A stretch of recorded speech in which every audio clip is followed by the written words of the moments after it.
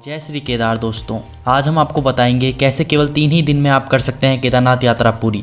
बताएंगे आपको हर एक सिचुएशन और उसका हल, और बताएंगे किन किन चीज़ों का आपको ध्यान रखना है और क्या क्या चीज़ें अपने साथ लेके जानी है। साथ ही बताएंगे कि रूम का रेट क्या होने वाला है केदारनाथ में, और बताएंगे कि गौरीकुंड से केदारनाथ तक की जो 20 किलोमीटर की खड़ी चढ़ाई है उसको आप कैसे पूरा करेंगे। साथ ही बताएंगे कि कैसे आपको यात्रा पास बनाना है। दोस्तों ध्यान रखें, केदारनाथ यात्रा के लिए आपके पास यात्रा पास होना बहुत ज़रूरी है, क्योंकि अगर वो नहीं होगा तो आपको दर्शन करने के टाइम पे जब टोकन मिलता है वो नहीं मिलेगा। तो आप कैसे यात्रा पास बनाएं उसके लिए हमने सेपरेट वीडियो बना रखी है, आप आई बटन से वीडियो देख सकते हैं। यात्रा पर निकलने से पहले 2 बातों का विशेष ध्यान रखें। पहली, अपने साथ अपना यात्रा पास, मेडिकल सर्टिफिकेट और हेलीकॉप्टर पास जरूर रखें ताकि कोई दिक्कत ना हो सके, और हो सके तो उनका हार्ड कॉपी ही आपको अपने साथ रखना है, क्योंकि फ़ोन की बैटरी कभी भी डेड हो सकती है, और अगर आपके पास फ़ोन की बैटरी डेड हो जाएगी तो फिर आपके पास कोई भी सर्टिफिकेट नहीं बचेगा। दूसरी बात आपको जो ध्यान रखनी है वो है आपको अपने साथ गर्म कपड़े लेके जाने हैं, क्योंकि वहाँ सुबह शाम मौसम ठंडा हो जाता है जिससे आपकी तबीयत खराब हो सकती है।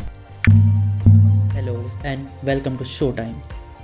तो आपका डे 1 शुरू होता है हरिद्वार से। हरिद्वार आप जितनी जल्दी हो सके उतनी जल्दी पहुँचें, क्योंकि डायरेक्ट बसें होती हैं जो वो 4 बजे से 9 बजे तक ही आपको मिलेंगी, जो सोनप्रयाग आपको डायरेक्टली लेके जाती है। और बसें आपको रेलवे स्टेशन के जो सामने में बस स्टेशन है वहाँ पे से आपको मिल जाएंगी। वहाँ गवर्नमेंट की जो बसें होती हैं वो तो आपको ऋषिकेश से ही मिलेंगी, जिनका किराया 400 से 600 रुपये होता है। हरिद्वार से जो आपको बसें मिलेंगी वो हैं प्राइवेट बसें, जिनका किराया 1000 रुपये होता है, जो डायरेक्टली आपको सोनप्रयाग पहुँचाएंगी। और अगर आप बस मिस कर देते हैं तो उसके बाद आपको शेयरिंग टैक्सी का ऑप्शन मिलता है, उनसे भी आप जा सकते हैं। उनका किराया थोड़ा ज़्यादा हो जाता है, 1000 से 1500 रुपये वो किराया ले लेते हैं, और इससे ज़्यादा भी कभी कभी हो जाता है। अब ये तो हो गए डायरेक्ट के ऑप्शंस, लेकिन अगर आप 11 से 12 बजे के बाद हरिद्वार पहुंचते हैं तो आप या तो हरिद्वार रुक करके आरती का आनंद उठा लें, और हरिद्वार से गंगा जल ले करके केदारनाथ जा सकते हैं, जो पुण्य माना जाता है। और अगले दिन सेम रूटीन फॉलो करके आप डायरेक्ट बस ले करके सोनप्रयाग पहुंच सकते हैं। या फिर आपके पास टाइम कम है तो आप हरिद्वार ना रुक करके रुद्रप्रयाग के लिए बस या टैक्सी ले लें और रुद्रप्रयाग ही स्टे करें, और अगले दिन आप रुद्रप्रयाग में बस स्टेशन से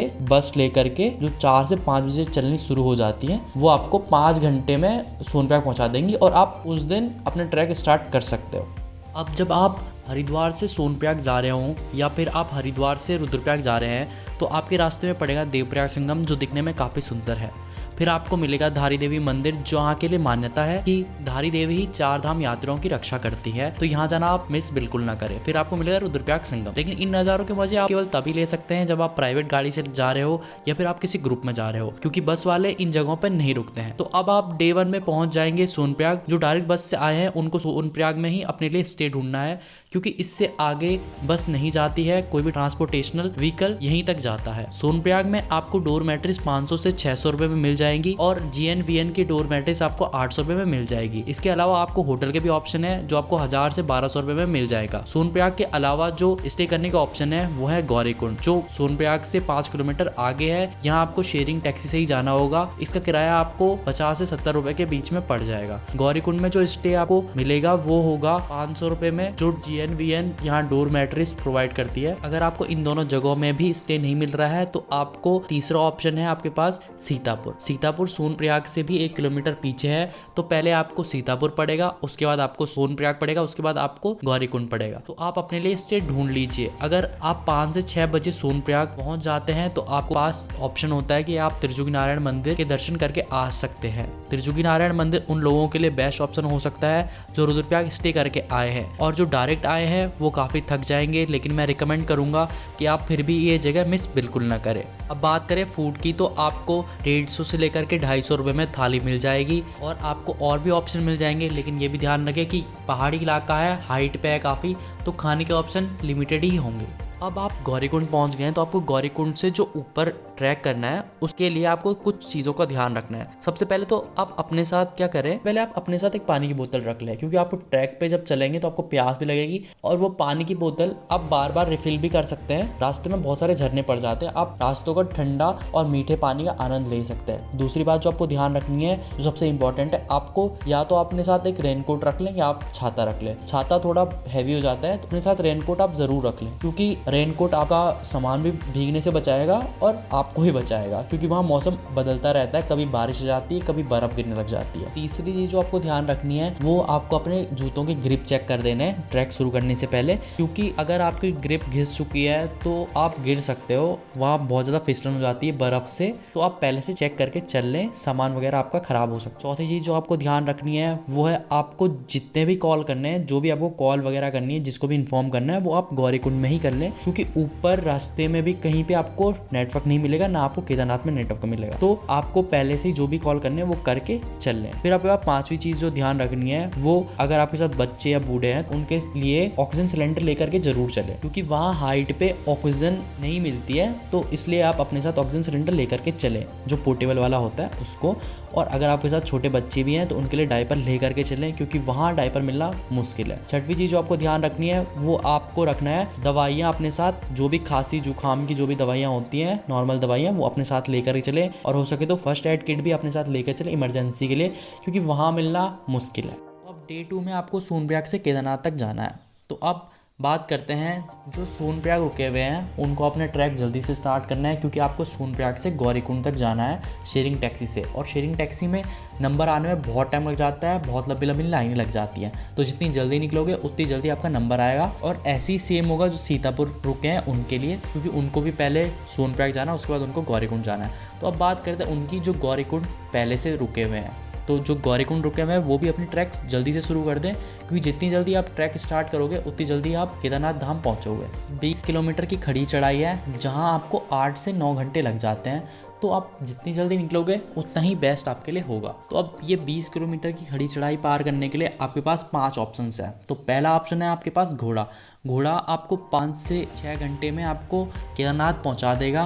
इसका रेट होता है 25 से 3,000 रुपये, जो केवल वन साइड का है। तो आपके पास दूसरा ऑप्शन जो है वो है आपके पास कंडी। अगर आपके साथ छोटे बच्चे हैं तो आप कंडी ले सकते हैं, वो आपके साथ साथ चलेगा। घोड़े में ऐसा होता नहीं है। तो कंडी का जो रेट है वो 3,000 से 4,000 रुपये तक रहता है एक साइड का, और ये अप एंड डाउन होता रहता है आपके वेट के हिसाब से। तो अगला ऑप्शन है आपके पास पालकी। पालकी में 4 लोग मिल करके लेके जाते हैं। ये बेस्ट ऑप्शन तब हो सकता है जब आपके साथ बूढ़े दादा दादी लोग हैं, तो उनमें आप पालकी का इस्तेमाल कर सकते हो। तो अब आपके पास एक और ऑप्शन जो है वहाँ पे वो हेलीकॉप्टर का है। हेलीकॉप्टर में आपको 3 जगह मिल जाती हैं। उन तीनों जगहों में कैसे रजिस्ट्रेशन करना है, कैसे आपको अपने लिए सीट बुक करनी है, उसके लिए हमने डिटेल वीडियो बना रखी है, वो आप आई बटन पे जा करके देख सकते हैं। हेलीकॉप्टर का रेट 4,740 रुपये था पिछले साल। इस साल थोड़ा बढ़ सकता है, आप उसका रेट वेबसाइट पे जाकर के देख सकते हैं। तो अब आपके पास लास्ट और बेस्ट ऑप्शन बचा हुआ है पैदल ट्रैक करके जाना और रास्ते में पड़ रहे नज़ारों के मजे लेना। तो अब जो लोग पैदल जा रहे हैं वो अपने साथ एक पानी की बोतल जरूर रखें। आपको रास्तों में चलते चलते बहुत सारे झरने मिल जाएंगे जहाँ पे आप रिफ्यूल कर सकते हैं। और अब बात करते हैं खाने की। जो लोग पैदल चल रहे हैं उनको हर 10 से 15 कदम पे कोई ना कोई शॉप मिल जाएगी,